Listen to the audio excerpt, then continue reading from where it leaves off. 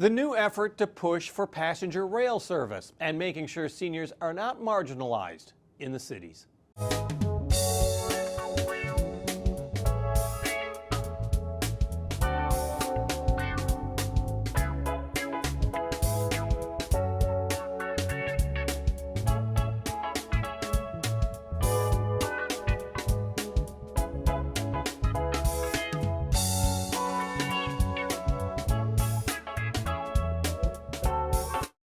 It has been an effort that has gathered steam, then lost momentum. Bringing passenger rail service from Chicago to the Quad Cities has been a priority among some business and tourism officials for more than a decade. And a new push is being made, targeting state lawmakers who are looking for new transportation initiatives that will benefit the state. A new Rock Island County Passenger Rail Committee has been formed and is trying to gain new momentum as quickly as possible. County Board Chairman Richard Brunk leads the new group, and former Illinois Deputy Transportation Secretary Doug House is on the committee. They both joined us to talk about the possibilities. Chairman Brunk, first off, thank you both for joining us. Mr. Chairman, you're in charge of this committee. Why now? Well, with the amount of discussion that's taken place in Springfield this year related to transportation, transit in particular, it's possibly the best opportunity that this project has had in years. Well, I mean, it's really stalled. I mean, everyone thought maybe 10 years ago that it was on a front burner and that passenger rail was coming to Moline. We did the Sears building, created the chance for a terminal on the first floor, a bridge over the rail line to make sure you get to parking. I mean, the infrastructure really started on this side and then it stalled out. Well, as we know, winds can change, right? And that's why it's so important for us to really push forward now as these discussions are taking place and the opportunity exists. So, Doug House, your former head of the, not head, I'm sorry. Deputy Secretary of Transportation. Yeah, Deputy Secretary, thank you very much. Why now? I mean, we know that federal funding probably isn't there. I mean, Amtrak is what everyone thought would be the operator between Chicago and the Quad Cities.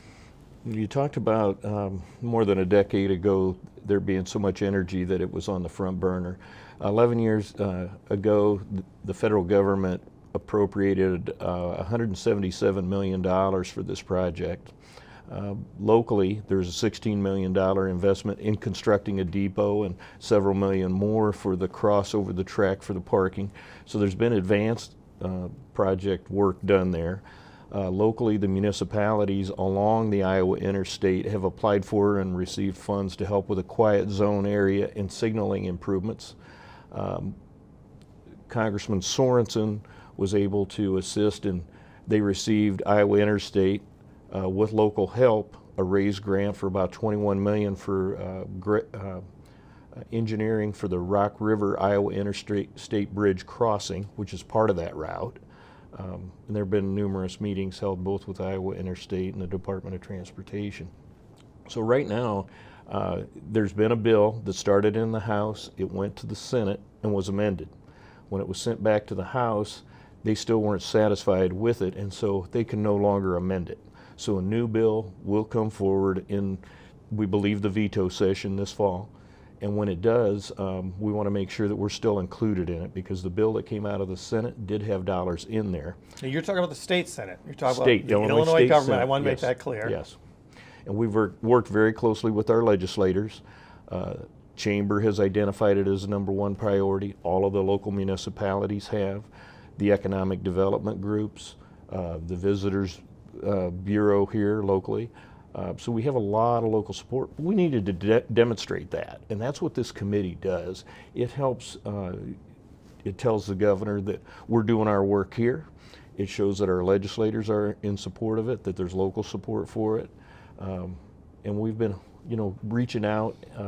The other thing that we'd never done before is reach out to Chicago, and we have.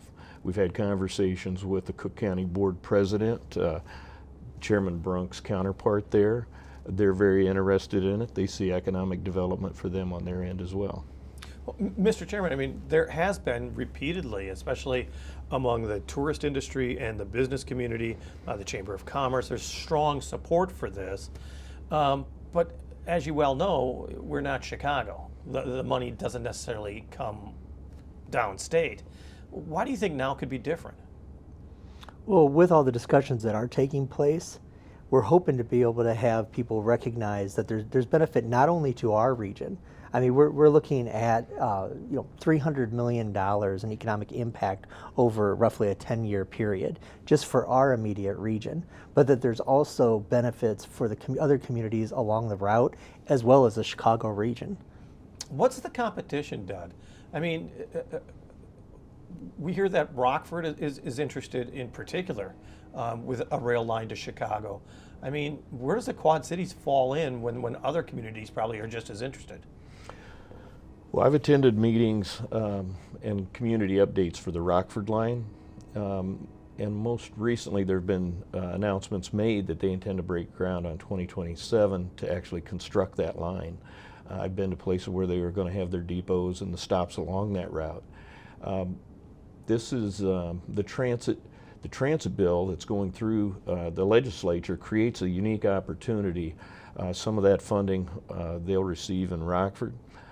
There is an interest in other communities, not just Quad Cities, but also Peoria.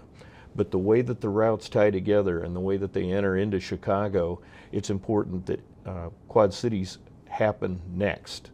And so it'd be a sequencing between Rockford going first, Quad Cities, then perhaps Peoria, and so on.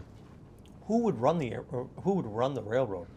Locally, the depot management and the ticket sales and all that would be run by the local Metrolink would manage that.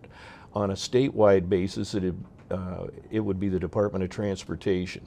And a lot of people don't know that even though Amtrak is a federal agency, that the Department of Transportation in Illinois manages the Midwest program. And they have their headquarters in Chicago. I've toured that, not just the Union Station there where they do all of their ticket sales and everything, but they also have a maintenance yard there for all of the locomotives and the passenger cars, and there's a lot of detailed work that goes there, but they manage that for the Midwest. So Michigan, Indiana, Illinois, and Wisconsin are all part of Illinois Department of Transportation. Well, and when you were with the Department of Transportation and you weren't wearing a Quad Cities hat, what was the feeling about this type of a route to the Quad Cities? Outside of the Quad Cities, of course, very popular. Elsewhere, does it have any support? Yeah, it absolutely does. We have partners across the state. I've spoken with the president or the chairman of the Transportation Committee in the Senate, and we had a lot of discussions with them, and as a result of our local legislators' conversations with them, we were able to get legislation language within the bill that passed in support of this. And so that having the chairman of the Transportation Committee and his committee itself support this project demonstrates, statewide support, because those people on that committee come from all over the state. A lot of them are from Chicago area. Right. Likewise, we've had recently, with the chairman, had a meeting with the chair of the House Committee and her co-chair. So that's Representative Eva Dino Delgado and her co-chair Cam Buckner, and they sounded very supportive and asked for additional information that I provided them, and since those conversations have gone very well. I ask you this in the mildest terms, is that it's not going to make money.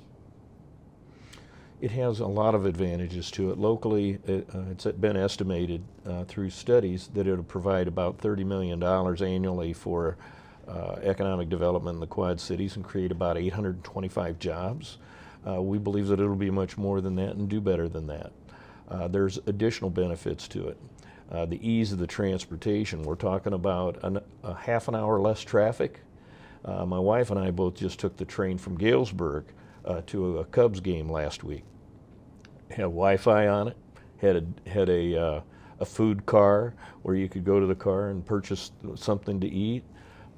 It was the ease of transportation. I drive to Chicago myself frequently, and I know you visited it as well as the chairman, and the traffic it's crazy. Chicago Transit, people don't realize that in Chicago, they move 1.5 million people every single day from the suburbs into downtown Chicago and back out again to commute for work. The advantages for us is high-tech jobs are growing We have this new tech center that the governor has been working on for quantum things, and the people that would like to live here and commute, because jobs now are a long distance commute. Many people are working from home and spending a couple of days a week in the office. We think there's a huge opportunity for that. The housing and things here are much more affordable than they are in the city of Chicago. Taxes are much lower here than they are in that region. So you see it also not so much as a Quad Cities for Christmas we're going downtown Chicago type of train. You see it as perhaps a commuter train for people who work in the city.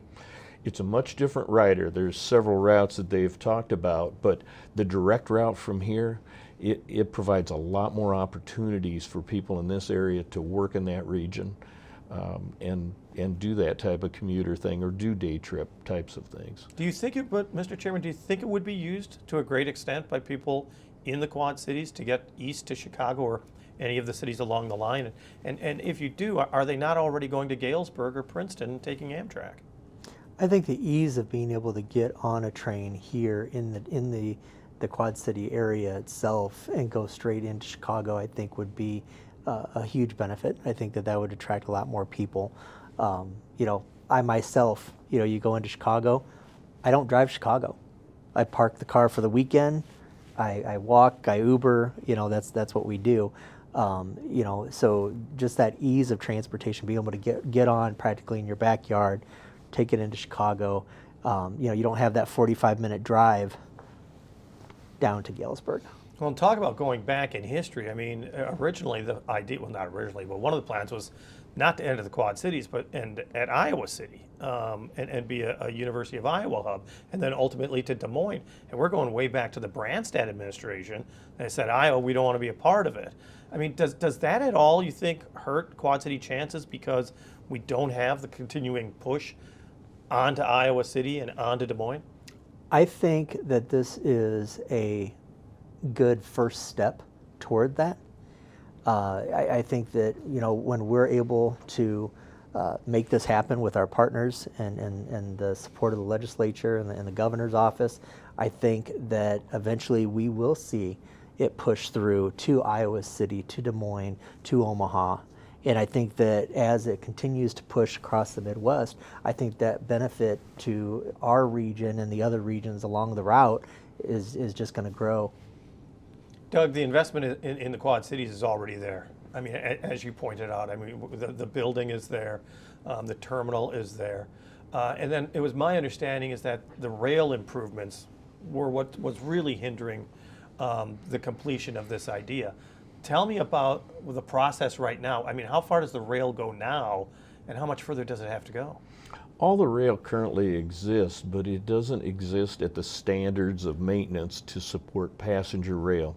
We'd no longer be hauling simply livestock or other goods all for of the commerce. Freight that's on those freight trains that block us. Yes, and at so the I think intersections. currently it's a class 4, and then we need it to come up to a class 1. So there's improvements within the existing infrastructure.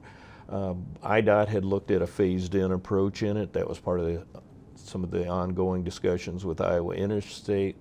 And so, you know, the work that we're doing now is simply about demonstrating that local support, getting additional dollars into place. We're really helping the legislature in demonstrating that there is commitment here to do this. And it removes one of the obstacles from people who say, well, there's a delta in the amount that you have and the amount that you need, and those types of things. We expect this to really free up the discussion. And the chairman was absolutely right that when Federal Rail identified this route, the primary route that we would like to have between Chicago and Quad Cities, they identified it as the #1 route for expansion in their 40-year plan going forward.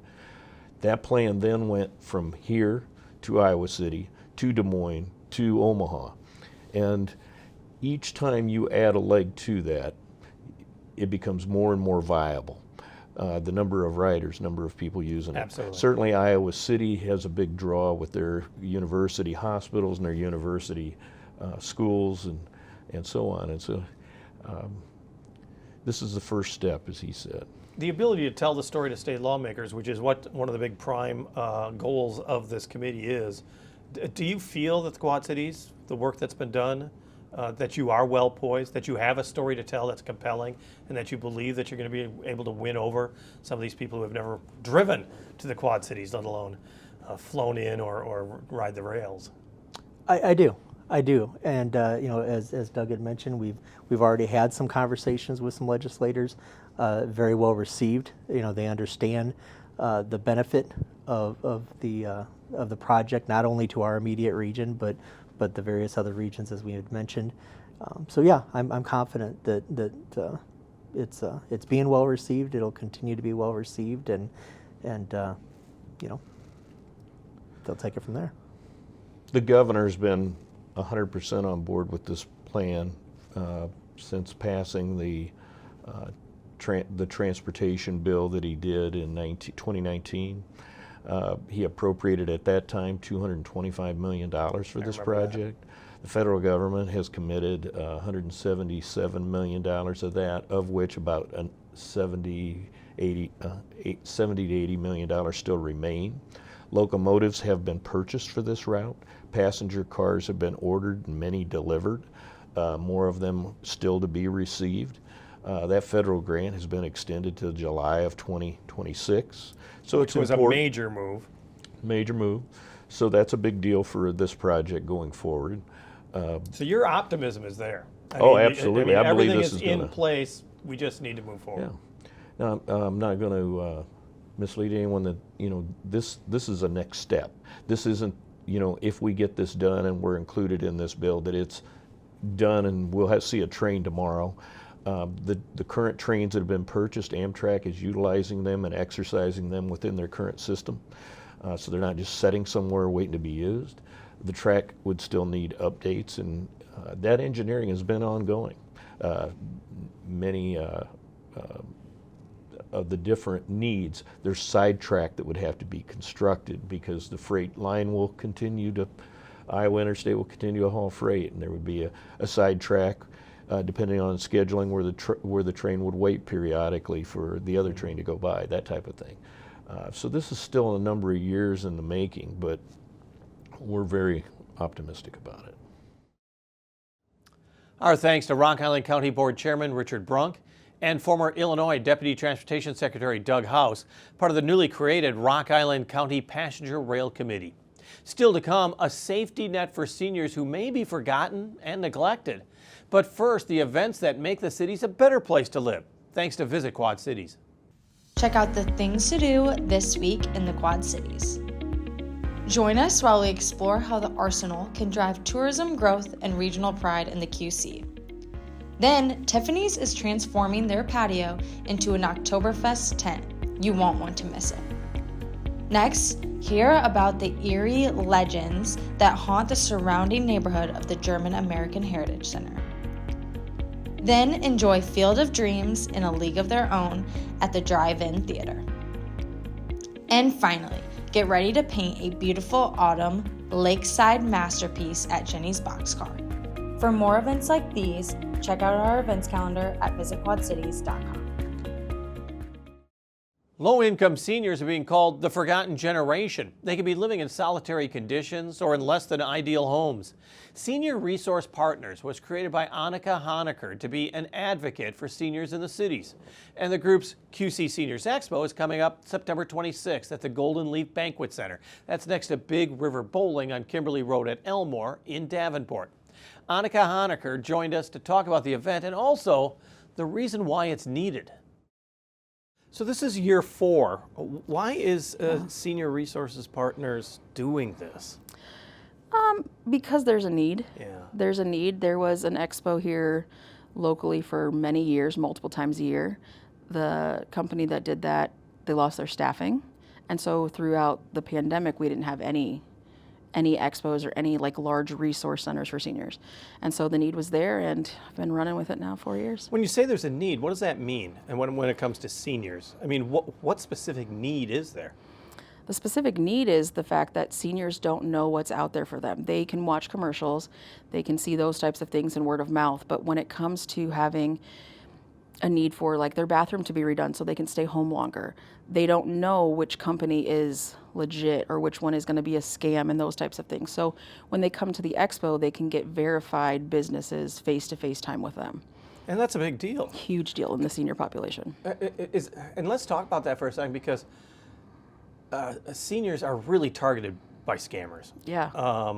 How will that be addressed at the expo? We're not going to have any like speaking engagements this Right. year, but I have seniors that call throughout the year, because with Senior Resource Partners, we're a year-long phone call away essentially. So you just give us a call and verify information and we can do that for you. I have a lot of seniors that get emails or calls from their grandkids, and now with AI, it's not their grandkids, it's voice operating scams, and they don't know the difference because AI is that good. Yeah. Yeah. The emphasis on the expo, though, is, and correct me if I'm wrong, on health a lot, with the screenings as well as vaccines, and then other personal things, but we'll talk about that in a second. Yeah. The important part is the health expo part of it. Yes and no. The resource exposure is the biggest part. The health screenings, the haircuts, and the vaccine clinic are big draws for people because it makes it a one-stop shop. That's really the goal, is to make it a one-stop shop for seniors. And we were talking earlier about, the vaccines, of course, are important. The health screenings are vitally important. But the haircuts are amazing. Huge deal. Yeah, why do you think that is? I don't have an answer for that. I just know that people like free things. But I'll tell you what, the haircuts are our biggest thing. Seniors come in. We have family members of seniors that while the seniors are shopping, essentially, they get their haircuts. And so it's great exposure for the students that are doing them. And I think with the seniors, it's that physical touch that they get with the haircut. It seems small to like you and I, but a lot of seniors are isolated. And so that connection of sitting in the chair and getting that physical touch, I think, makes a huge difference. And let's talk about that, because Yeah. you had started as just putting the expo together. Kind of a one, I know a multi-day work, but a one-day expo. Yeah. And your organization really has grown to a 365-day Correct. a year. Almost, what would you describe yourself as? Is it kind of a safety net for seniors? What would I describe myself as? That's a great question. Sometimes it depends on the day. Yeah, I think so. I was raised by my grandparents. And so for me, I have a very special place in my heart for seniors. And seniors get taken advantage of. They are often overlooked and they're lonely. And if I'm able to provide a service to them that gets them out of their homes, that gets them free things, that provides safety in their homes, then I'm all about it. So yeah, absolutely. It definitely started as a one-day event, and now we're growing, which is fantastic. Yeah, and it's both sides of the river. It is both sides of the I river. mean, is that difficult to be able to because, Iowans are Iowans and Illinoisians are Illinoisians. Illinoisians, yeah. Yeah, it's hard. I mean, there are seniors that still, even with a brand new bridge, won't cross it. And so we're trying to navigate, when we first started, we did Illinois twice, 1 year Illinois, 1 year Illinois, and now we've done Iowa twice. So moving forward, we'd like to do 2 events a year, and then one would be Illinois, one would be Iowa. So we're kind of getting everybody in the same year.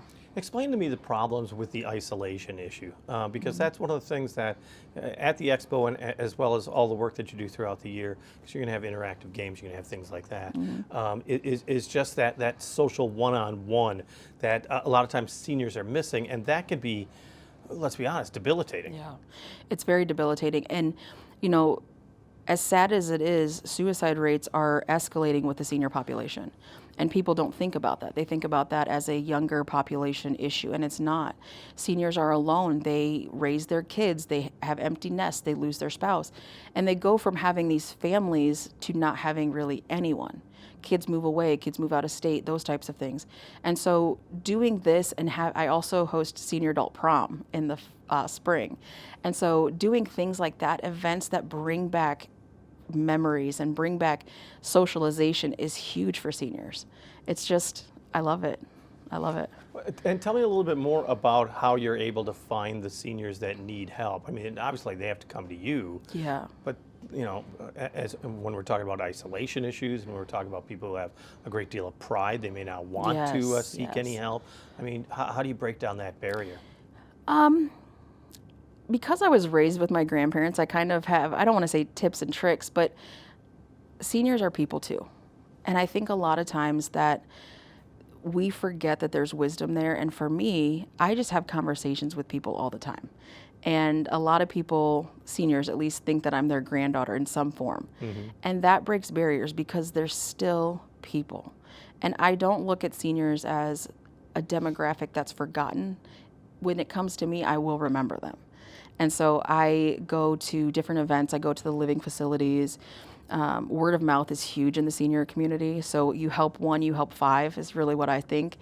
And churches, big, like huge investment into churches because that's where seniors are. That's important to them. So I go where they are. Yeah. And once you reach a certain person, I mean, is it important for you just to keep with that person? It depends. So with Senior Resource Partners, we do independent patient advocacy. And with that, we're helping them translate medical documents. We're going to appointments with them. We're connecting with their doctors and walking them through difficult medical diagnoses. And with that, you're touching them. You're touching the people that they work with. If they're still, in working age, you make those connections because you're helping them in ways that no one else has. And so you kind of become part of the family. And so with that, I think they talk about you more when you're helping them.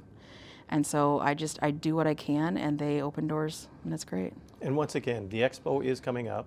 It is next Friday, a week from today. So what would you say to a senior who's just not sure if this is something for them? The expo, it's for everybody. It's free. If you like free stuff, it's for you. I mean, come on down. I think what it is really, it's a day for you to get out and see what else is out there. We have everything from bath companies to health and wellness. We have providers' offices coming. We have doctors' offices coming. We have private fiduciaries. There are some people that just can't manage money as they age. We have somebody that does that independently. We have insurance agents. Medicare open enrollment's coming. You got Medicare questions, this is the place to be. It's a non-pressure environment. It's free. You can get a haircut. And you can get your COVID vaccine. You can get your flu shot for the season. All of that's covered through your insurance. So come on down. There's no fear, no pressure. Our thanks to Anika Honaker of Senior Resource Partners. 250 years ago, it took a spark to create a nation. As America marks the 250th anniversary of the Declaration of Independence, we look at what spark people in the cities have that has helped make our area a better place to live. QC Air is an organization that tries to help refugees and migrants assimilate into life in America, something our founding fathers knew a thing or two about as well. We asked its executive director, Amy DeHaven, what led her to be a part of this effort? What is her civic spark? QC Air, we are not a religious organization. For me, I am a follower of Jesus. He is my Lord and Savior, and He tells us that we are to fight and be the voice for the voiceless. And that is what my driving desire is. There are people in the world that need help and don't have the voice to do that. I've worked with people with disabilities, and various degrees, and I have a servant heart. I really feel that it's my responsibility to help those that are vulnerable and need help, and anything that I can do to service them and help them feel a little bit more comfortable is what drives me. Our thanks to QC Air Executive Director Amy DeHaven. On the air, on the radio, on the web, on your mobile device, and streaming on your computer. Thanks for taking some time to join us as we talk about the issues on the cities.